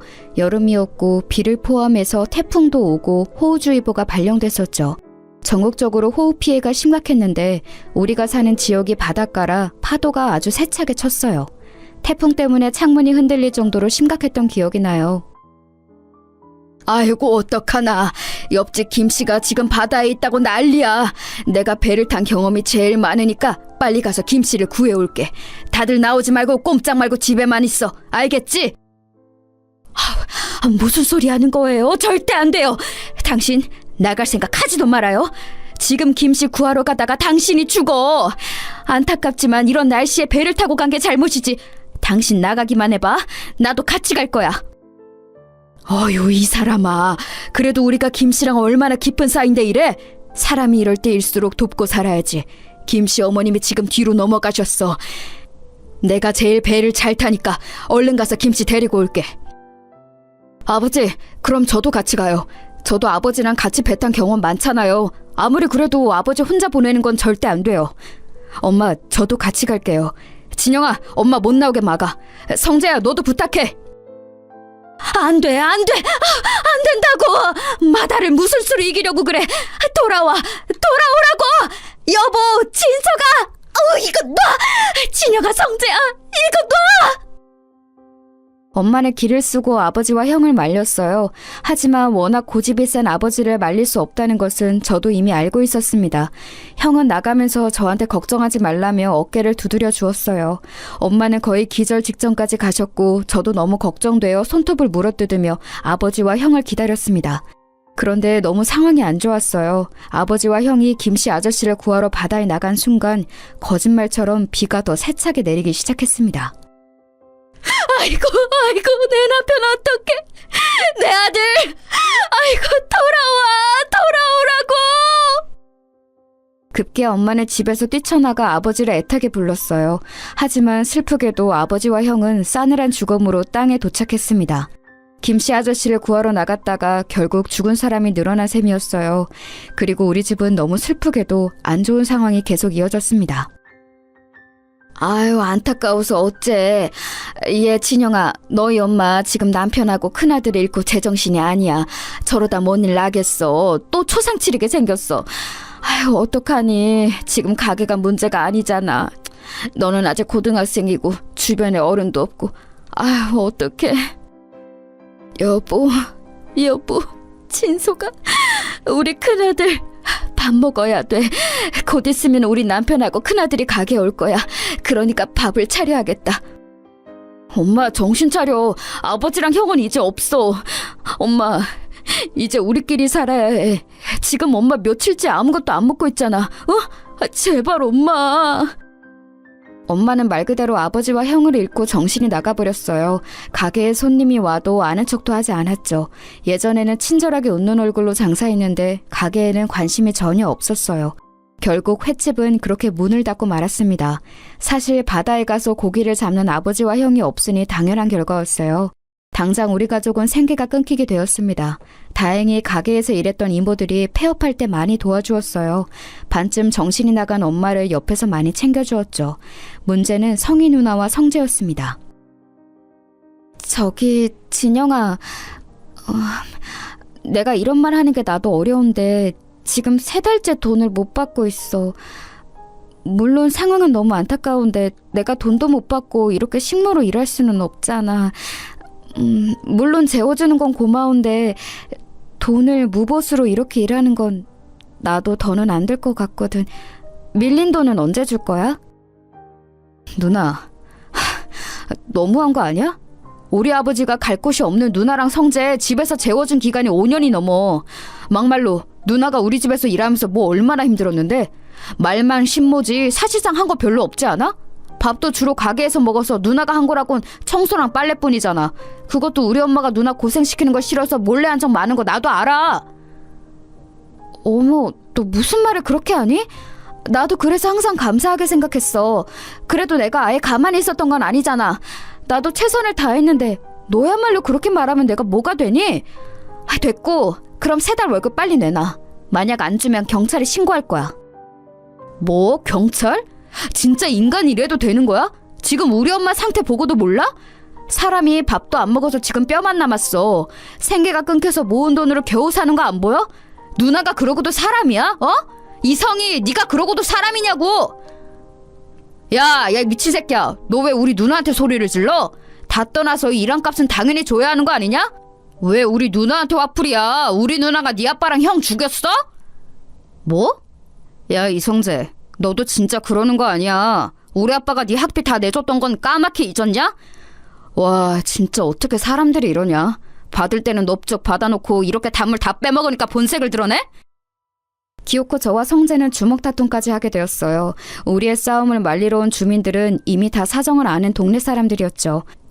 그래서 성희 누나와 성재에게 나서서 뭐라 하기도 했답니다.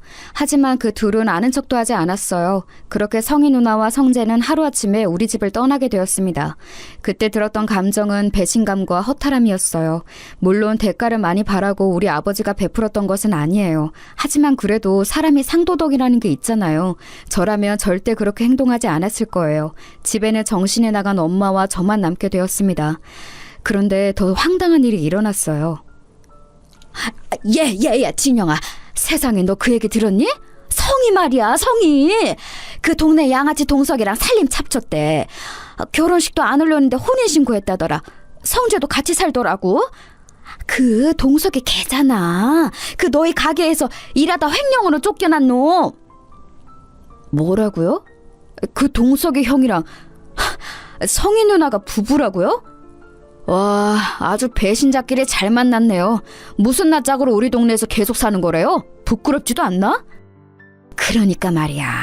성희 그년이 가만 보면 아주 여우야. 너희 집에서 나오자마자 그렇게 동석이랑 결혼했어. 아니, 그래서 말인데 너 집에 도둑 맞은 거 없나 잘 봐. 금고 같은 거 안 털렸어? 주민의 제보로 저는 성희 누나가 우리 집에서 일하다 쫓겨난 동네 양아치와 결혼했다는 것을 알게 되었습니다. 그런데 아줌마가 마지막에 건넨 말에 저는 정신이 퍼뜩 들었어요.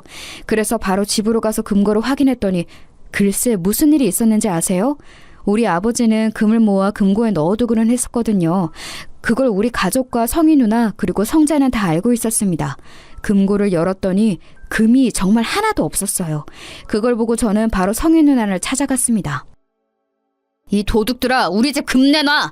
내가 금 훔쳐간 거 모를 줄 알아? 이 배신자들아, 너희가 그러고도 사람이냐? 문 열어, 열어! 아, 진짜 시끄럽네. 야, 너 뭐야? 우리가 왜 너희 집 금을 훔쳐가? 증거 있어? 어? 있냐고. 확시 안 꺼져? 우리 누나 월급 안 준 거 그냥 넘어가라고 했는데 자꾸 이럴 거야? 너야말로 그러고도 사람이야? 우리가 무슨 금을 훔쳐갔다고 그래? 너랑 누나가 우리 집 금고 비밀번호 알고 있는 거 알아. 우리 아버지는 너희를 진짜 가족이라고 생각했는데 어떻게 이럴 수가 있어? 그 금 훔쳐서 이 집 산 거지, 이 망할 놈들아. 아우, 시끄러워. 야, 성재야, 안 되겠다. 이 새끼는 말이 안 통하네. 급기야 동네 양아치인 동석이 형은 저를 주먹으로 때리기 시작했어요. 동네 사람들이 지켜보는데 성재와 성희 누나는 말릴 생각도 하지 않았습니다. 그렇게 바닥을 구르면서도 저는 어떻게든 금을 되찾아오고 싶었어요. 우리 엄마 상태 알잖아. 제발 금 돌려줘. 어? 이대로는 안 돼. 나는 어떻게 살라고. 제발 누나, 성재야, 금 하나라도 줘. 우리 어머니 아픈 거 안 보이냐? 그 셋은 제 말은 들은 척도 하지 않고 문을 세차게 닫았어요. 그 광경을 보고 땅에서 울분을 토했던 기억이 아직도 나요. 그때 제 나이가 너무 어렸는데 당장 어떻게 살아야 할지 고민이 되었습니다. 하늘이 원망스럽다는 말이 무슨 뜻인지 너무 알 것 같았어요. 여보, 진서가, 우리 큰아들, 내 남편, 밥 먹어야 돼. 밥을 차려야겠어. 바다에서 돌아오면 배가 고프니까 오자마자 먹을 수 있게 해야지. 제발 그만! 엄마, 정신 차려. 나도 너무 힘들어. 도저히 배는 아버지랑 형이 생각나서 못하겠어. 우리 어떡해? 엄마, 제발 정신 좀 차려! 저는 그나마 남은 배로 어떻게든 바다에 나가려고 했는데 그것도 쉽지 않았어요.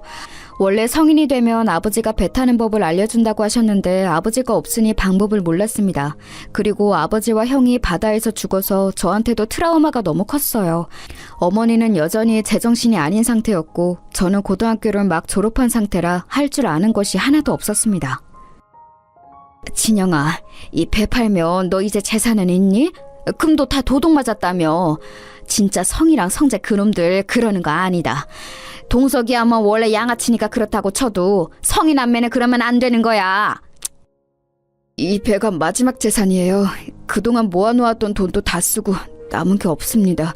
우리 가족이 대대손손 목숨처럼 귀하게 여긴 배라 아까운데 제가 트라우마 때문에 바다로 나갈 수가 없어요.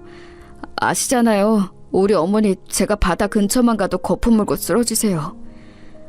아유, 그러니까 말이야. 내가 진짜 안타깝다. 그래서 평균보다 더 돈 주는 거야. 마음 단단히 먹고 힘내라. 응? 너도 이제 성인이니까 할 수 있는 일을 찾아봐. 그래야죠. 그런데 어머니 상태가 저러니까 제가 마음 놓고 일할 수가 없어요. 지금도 잠드신 거 보고 겨우 나온 거예요. 아무튼 배 사주셔서 감사합니다. 이 은혜 잊지 않을게요. 저는 결국 남아있던 배도 모두 팔았어요. 그렇게 동네에서 제일 잘 살던 우리 집은 한순간에 동정을 받는 처지가 되었습니다. 가장 슬펐던 것은 그래도 누구를 탓할 수가 없다는 점이었어요. 아버지와 형의 선택으로 그렇게 되었잖아요. 만약 저 혼자였으면 어디 공장이라도 들어갔을 텐데 어머니가 있어서 일단 급한 대로 집 근처 시장에 취업했습니다. 진영아, 너희 아버지가 생전에 우리 집을 많이 도와주셨어. 내가 그 은혜를 어떻게 모른 척을 하겠니? 우리 집에서 일하면서 어머니 모셔라. 그런데 우리도 형편이 좋지는 않아서 많은 돈을 줄 수는 없어. 이해하지? 아, 그럼요. 저는 이렇게 일할 수 있다는 것 자체가 좋아요. 사장님 아니었으면 누가 저를 직원으로 고용하겠어요. 감사합니다. 저 그럼 운전해서 배달 다녀올게요.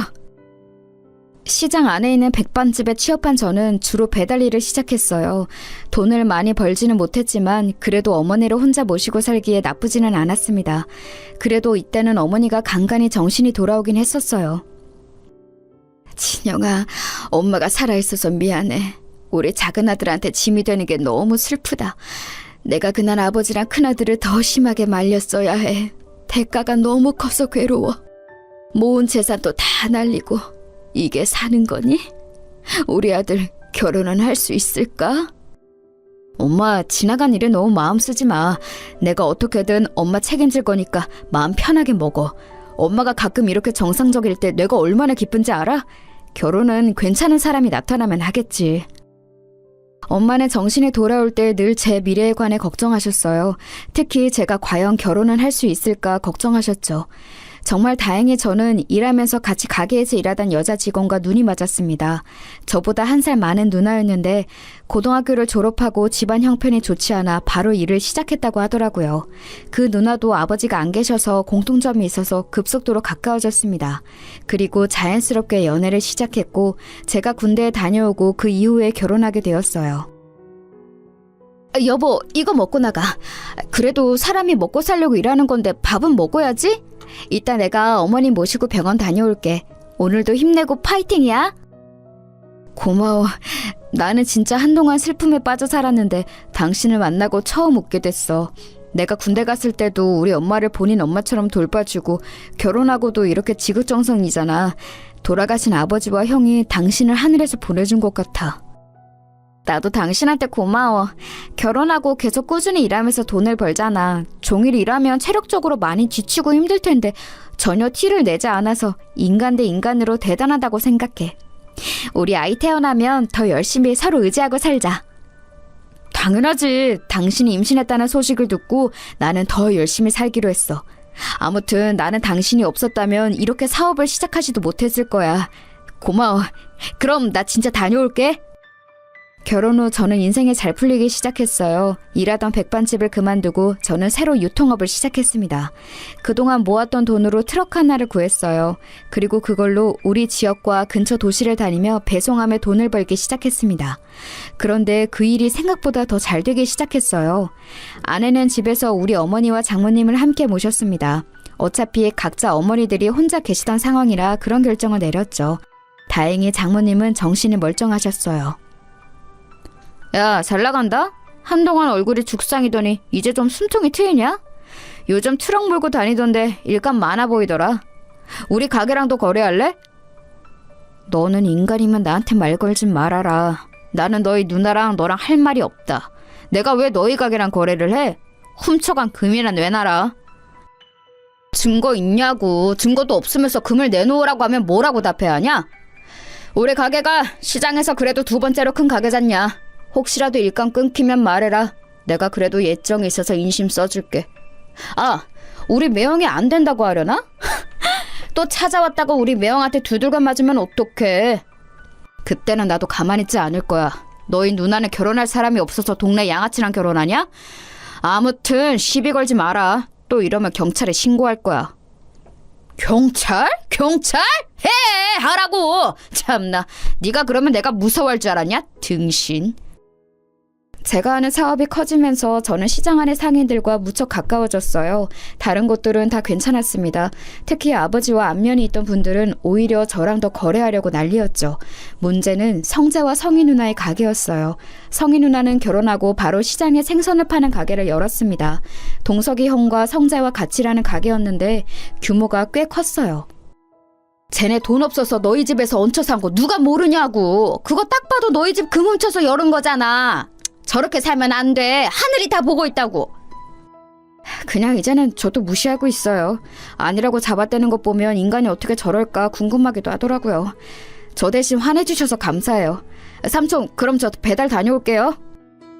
그래도 동네 토박이라 제 편을 들어주는 분들이 많아 다행이었습니다. 그리고 저는 쉬는 날도 없이 일했어요. 제가 책임져야 하는 가족이 많았으니 당연한 선택이었습니다. 장모님과 우리 어머니 그리고 아내와 곧 태어날 아이까지 전부 다 제 책임이었거든요. 다행히 이렇게 열심히 사는 모습을 보고 사장님들도 일감을 더 주려고 하셨어요. 사업의 규모가 확장되는 시기에 아내는 출산을 하게 되었습니다. 한서방, 가서 잠을 좀 자. 이따 새벽에 또 배송 가야 한다고 하지 않았어? 아이들은 내가 돌볼 테니 가서 눈이라도 붙여. 아우, 이 사람아, 그러다 쓰러져. 아이들이 예쁜 것은 알겠는데 그래도 본인 몸을 잘 돌봐야 해. 장모님 깨셨어요? 저도 좋아서 이러는 거예요. 우리 아이들 너무 예쁘지 않아요? 아내가 힘들까봐 깨는 게 싫어서 몰래 나와 있었어요. 쌍둥이 얼굴을 보고 있으면 하나도 힘들지 않아요. 피로가 아예 느껴지지 않아서 저도 신기해요. 자네 덕분에 우리 딸도 나도 사돈댁도 잘 살잖아. 그래도 누가 뭐래도 건강이 제일 우선이야. 알지? 몸 챙겨가면서 일해.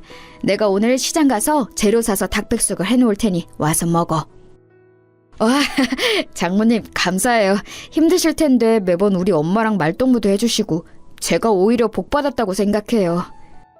무려 아내는 쌍둥이를 낳았어요. 쌍둥이라 제 어깨 위에 짐은 2배였지만 행복도 2배였어요. 아무리 잠을 못 자고 일하고 밥을 못 먹으며 일해도 쌍둥이들만 생각하면 행복했습니다. 열심히 일한 덕분에 날이 갈수록 바빠졌는데 그것조차 뿌듯했어요. 하지만 하늘도 참 무심하더라고요. 이렇게 잘 나가던 저는 한순간에 또 바닥을 치게 되었어요. 사장님, 나도 힘들어. 우리도 죽겠다고. 나도 배송할 게 있으면 당연히 한 사장한테 주지. 지금 경기가 안 좋아도 너무 안 좋잖아. IMF 터진 거 봤지? 우리만 이런 게 아니야. 어떡하죠? 저 이번 달에 일감이 하나도 없어요. 다들 가게를 닫고 있더라고요. 게다가 옆 도시 공장도 제가 담당했는데 거기도 폐업한대요. 이러다 직원들 월급도 못 주게 생겼어요. 하필이면 제가 자리 잡기 시작했을 때 IMF가 터졌습니다. 사업이 확장되던 시기였는데 오히려 사업을 시작하기 전보다 더 지갑 사정이 안 좋아졌어요. 가족들과 같이 살던 집은 당연히 팔았고 동네에서 제일 싼 집에 사정해서 들어갔습니다. 여보, 내가 너무 미안해. 나도 일하고 싶은데 도저히 그럴 수가 없어. 다들 문을 닫고 있어서 내가 할 일이 없어. 어떡해? 우리 아이들도 아직 어린데 당신한테 고생만 시키는 것 같아서 미안해. 아니, 나는 괜찮아, 여보. 그러니까 실망하지 말고 낙담하지 마. 어떻게든 살려고 하면 길은 있을 거야. 나랑 엄마는 진짜 아무렇지도 않아. 우리만 힘든 거 아니잖아. 다만 문제가 있다면 우리 아이들하고 시어머니야. 어머니 치매 판정 받은 거 알지? 알지. 엎친 데 덮친 격이야. 원래도 증상이 있었는데 내가 무너지기 시작하면서 아예 치매 판정 받으셔서 더 죄송스러워. 당신한테는 내가 할 말이 없어. 적어도 우리 아이들은 안 굶기고 싶었는데. 여보, 괜찮아. 나도 엄마한테 아이들 맡기고 뭐 소일거리라도 할 일이 생기면 나가서 하려고. 어려울 때일수록 힘을 합쳐서 이겨내야 해. 알지? 유통업을 하며 이것저것 손을 대고 있는 게 많았는데 정말 한순간에 신기루처럼 사라졌어요. 트럭을 몇 개 더 사려고 여기저기 빌린 돈이 많았는데 갚을 돈이 없었습니다. 그 사람들은 우리 집에 달려와서 항의하기 시작했어요. 아우, 돈 내놔! 한 사장! 빌려간 돈 내놓으라고! 그 돈 없으면 우리가 다 굶어 죽어! 그러니까 돈 내놔! 문 안 열어? 열라고! 여보, 급한 대로 그 비상금을 주자. 저 아저씨가 나 망하기 전에 제일 도와줬던 사람이야. 일단 급한 불부터 끄는 게 맞는 것 같아. 여보, 안 돼. 이 비상금 진짜 이게 마지막이야. 우리 이거 주면 돈이 없어. 이것마저 주면 우리 아이들은 당장 내일부터 굶어야 해.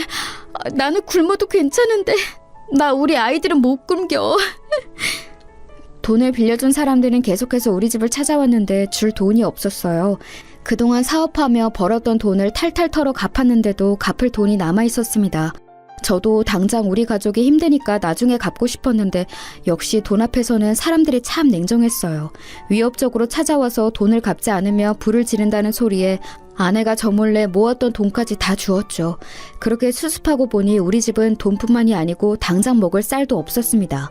저는 제가 굶는 것은 괜찮았는데 아직 돌도 되지 않은 우리 쌍둥이들과 장모님, 어머니가 굶는 것은 못 보겠더라고요.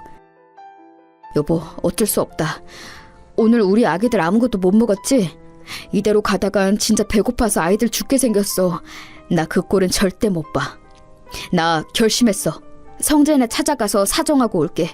유일하게 시장에서 망하지 않고 계속 영업하는 가게가 성재 가게잖아. 뭐라고? 당신 제정신이야? 그 집을 찾아가서 돈을 빌린다고? 여보, 당신이 간다고 거기서 돈을 줄까? 저번처럼 두들겨 맞는 거 아니야? 일단 가봐야지. 그래도 우리 아버지가 베풀었던 게 있는데 모른 척을 할까? 지금 이렇게라도 안 하면 우리는 당장 살 수가 없잖아. 나 그럼 성재 가게 다녀올게. 문단속 잘하고 있어? 저는 결국 자존심을 다 내려놓고 성재를 찾아갔어요. 사실 저도 성재가 선뜻 빌려주지 않을 거라는 것은 알고 있었습니다. 그래도 일말의 희망이 있었죠. 이게 누구야? 잘난 한 사장 아니야? 여기까지 무슨 일로?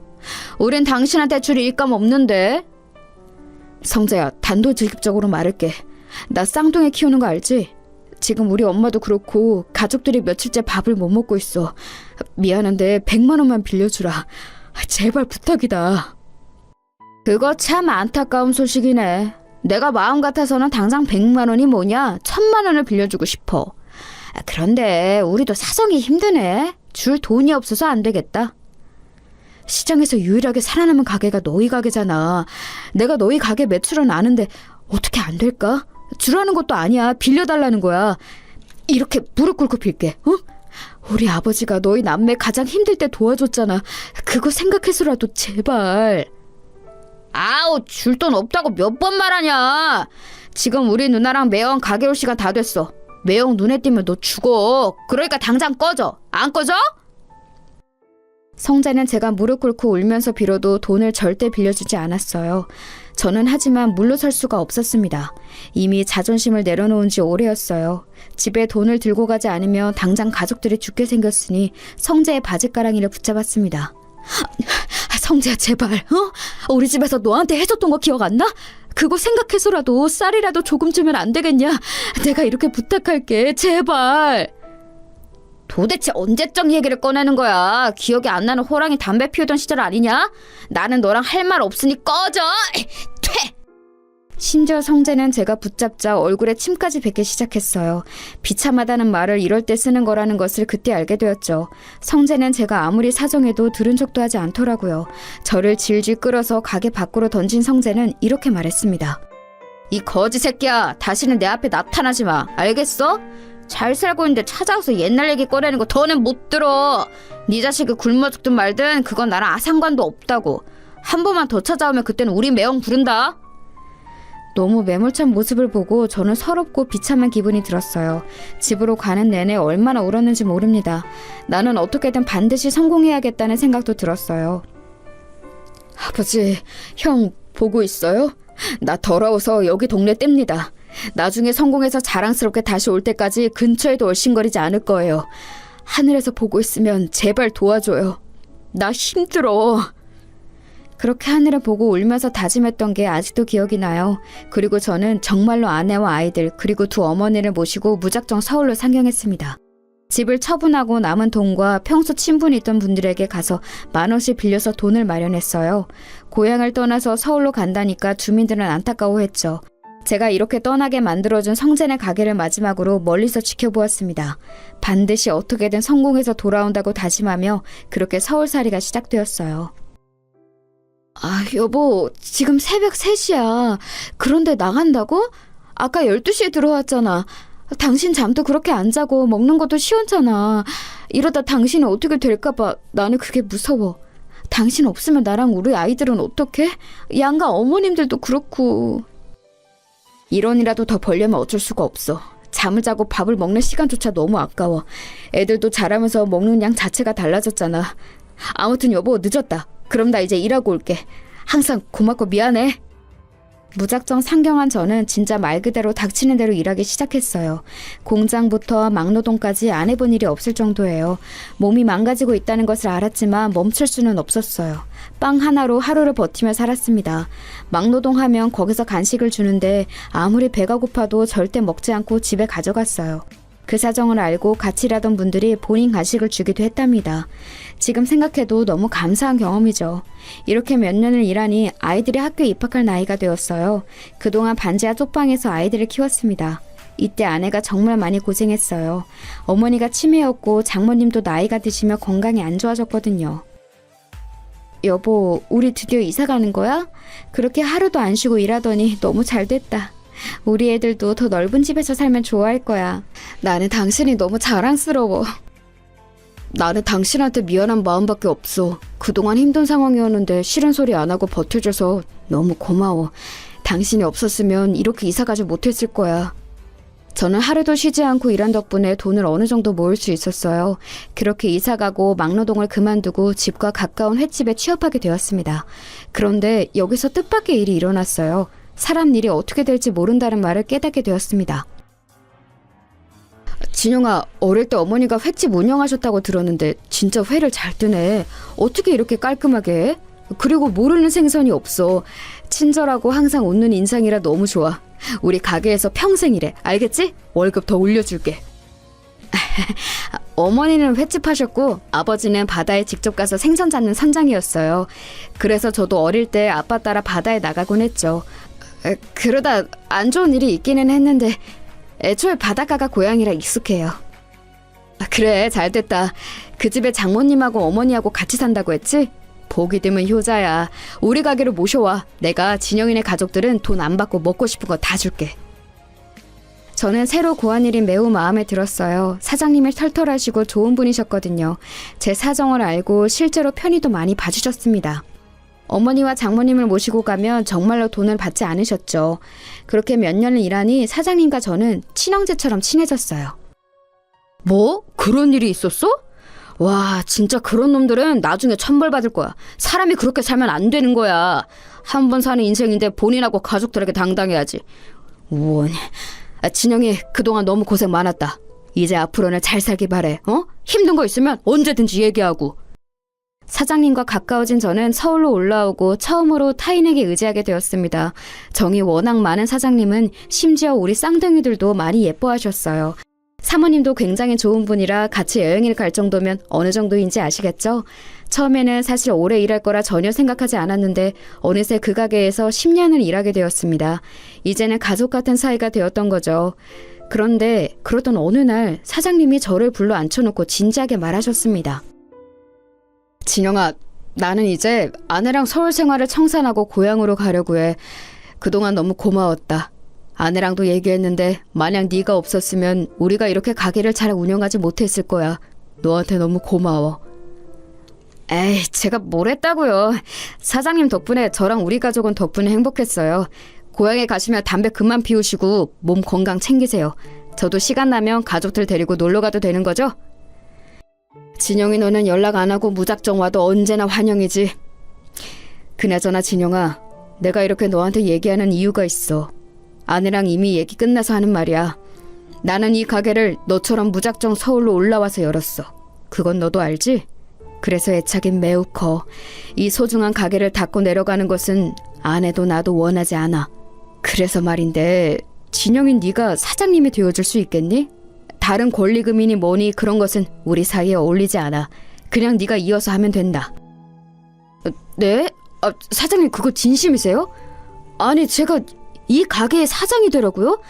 이렇게 큰 가게를 저한테 주신다고요? 아무 대가 없이요? 사장님 장난치지 마세요. 저 그럼 진짜 혹해요. 에이, 이 사람아 무슨 장난이야? 내가 이런 걸로 장난치는 거 봤어?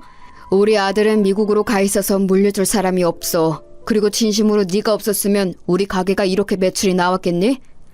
자, 그럼 이제 이 가게의 주인은 너야. 한 사장, 우리 가게를 부탁한다. 사장님은 서울 생활을 정리하고 사모님과 고향으로 내려가시게 되었어요. 그러면서 저한테 무려 그 큰 가게를 물려준다고 말씀하셨습니다. 저는 그 말을 듣고 너무 놀랐어요. 왜냐하면 사실 식당은 규모가 매우 컸거든요. 그냥 흔한 동네 횟집으로 시작했는데 같이 열심히 일하며 유명해지기 시작했죠. 그러면서 가게는 점점 터가 좋은 곳으로 옮겼고 규모도 확장해서 직원 수도 늘어났었어요. 그런 가게를 저한테 넘기신다고 하니 어안이 벙벙했습니다. 어머어머, 그게 정말이야? 세상에 너무 잘됐다. 당신 그렇게 열심히 일하더니 좋은 일이 생길 줄 알았어. 축하해. 이제 애들도 어느 정도 컸으니까 나도 가게 나가서 일 도울게. 아유, 한서방 고생 많았어. 아이들은 내가 집에서 돌볼 테니까 열심히 일해, 응? 그리고 항상 고마워. 혼자 얼마나 고생하는지 너무 잘 알아. 아니에요.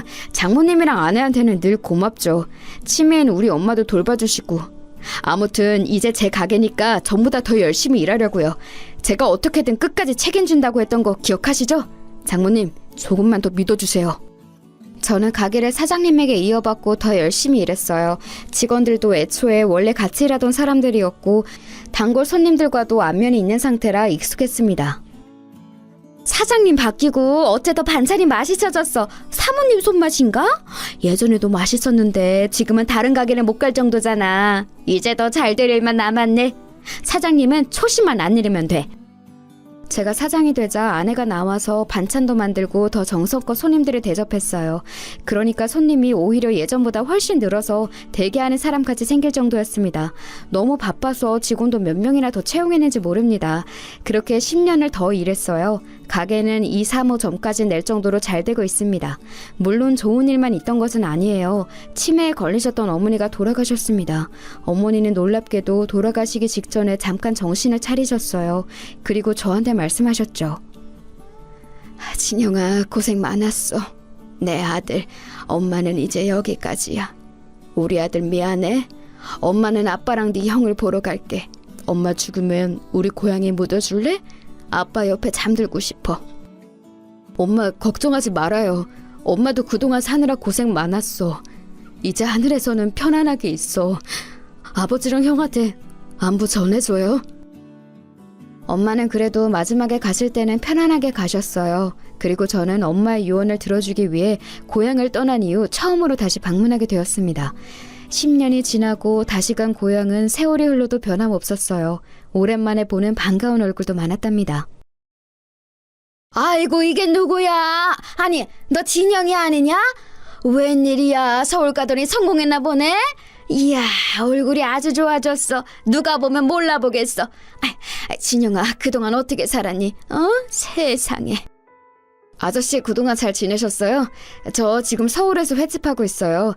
장사가 생각보다 잘 되어서 다행이에요. 아저씨는 그대로네요. 저 서울 갈 때 빌려주신 돈 갚으려고요. 너무 늦게 와서 죄송해요. 아, 그때 그 돈? 아니야, 나는 10만 원을 줬는데 1,000만 원을 돌려주네. 아이고, 고맙다. 진영이 너 떠나고 여기는 한동안 말이 많았어. 성재네도 지금 망해서 여기저기 돈 빌리고 다녀. 그리고 그 동석이 그 놈이 성이랑 이혼했어.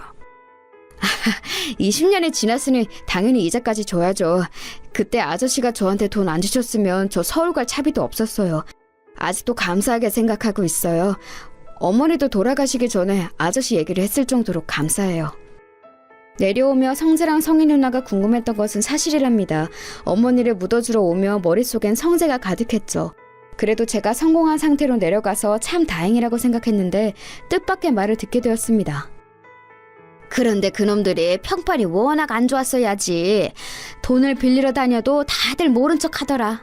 그놈이 나한테도 와서 돈을 빌렸는데 걔한테는 1원도 주기 싫더라고. 역시 그렇게 못된 마음으로 살면 반드시 벌을 받게 되어 있어. 동네 주민들이 제보를 듣고 저는 입가에 미소가 걸리기 시작했어요. 배신당하고 서러움과 괘씸함에 잠을 못 잤던 지난 날들이 생각나기 시작했죠. 쌀을 살 돈이 없어서 울며 사정했던 날이 아직도 생생하거든요. 그런데 20년이 지난 지금 완전히 처지가 바뀌었잖아요. 일단 어머니 유골을 묻어주는 게 우선이라 잠시 성재는 생각하지 않고 있었습니다.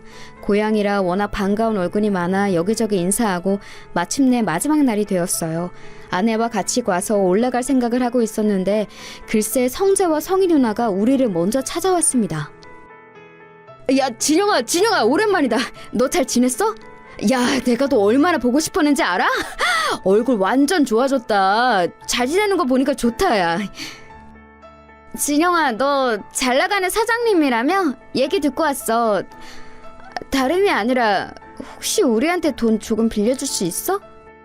예정을 생각해서라도 어떻게 안 될까? 누나는 양심도 없다. 20년 만에 봤는데 대뜸 돈을 달라고? 진짜 이 사람들은 변하지를 않네? 내가 그렇게 돈 빌려달라고 무릎 꿇고 빌 때는 침까지 뱉었으면서 뭐? 됐어. 당신들한테는 쌀 한 톨도 주기 싫어. 그때는 내가 미안했다. 너무 어렸었어. 용서해주면 안 될까? 너도 들어서 알 텐데 우리 누나 이혼하고 가게도 망해서 지금 너무 사는 게 힘들어. 진영아, 나도 무릎 꿇고 빌게, 어? 당신들 제정신이야? 우리 남편 집에서 훔쳐간 금이나 내놔, 이 도둑놈들아. 우리 남편이 돈 빌려달라고 할 때 매몰차게 무시했으면서 뭐? 당장 안 꺼져? 성재랑 성희 누나는 저를 보고 돈을 빌려달라는 말을 하더라고요. 오랜만에 본 그들은 딱 봐도 행색이 매우 초라했어요. 그렇게 나 무시하고 우리 집 망하는 거 모른 척을 하더니 지금 꼴 좋다. 인생이라는 게 원래 길게 보는 거야. 그때 100만 원만 빌려줬으면 내가 당신들을 매몰차게 대하겠어? 원래 다 뿌린 대로 돌려받는 거라고. 당장 꺼져! 진우가 내가 미안해. 제발. 우리 당장 먹고 살 돈이 없어서 그래. 어떻게 안 될까? 그래도 어릴 때 같이 살았잖아. 아, 시끄러워. 저기요, 나가세요. 철면피도 이런 철면피가 없지. 참나 기가 막혀. 여보, 차 타. 올라가자. 아내까지 나서서 매몰차게 대하는데 성재랑 성희 누나는 끝까지 제 바짓가랑이를 붙잡고 놔주지 않았습니다. 심지어 차를 타고 가는데 앞을 가로막았어요. 그래서 경찰까지 부르고 나서야 탈출할 수 있었습니다. 얼마나 통쾌했는지 몰라요. 살다 보니 이런 날도 오네요. 역시 인생이라는 것은 한치 앞도 모른다는 게 맞는 말 같아요. 여기까지가 제가 준비한 사연입니다. 여러분 어떻게 들으셨어요? 저는 이 일이 있고 가만히 있어도 입가에 미소가 걸리곤 해요. 평생에 걸친 복수를 한 기분이랍니다. 이제 저는 다른 것은 전혀 신경 쓰지 않고 고생을 많이 한 우리 아내와 장모님과 평생 행복하게 사려고 해요. 제 사연 들어주셔서 감사합니다.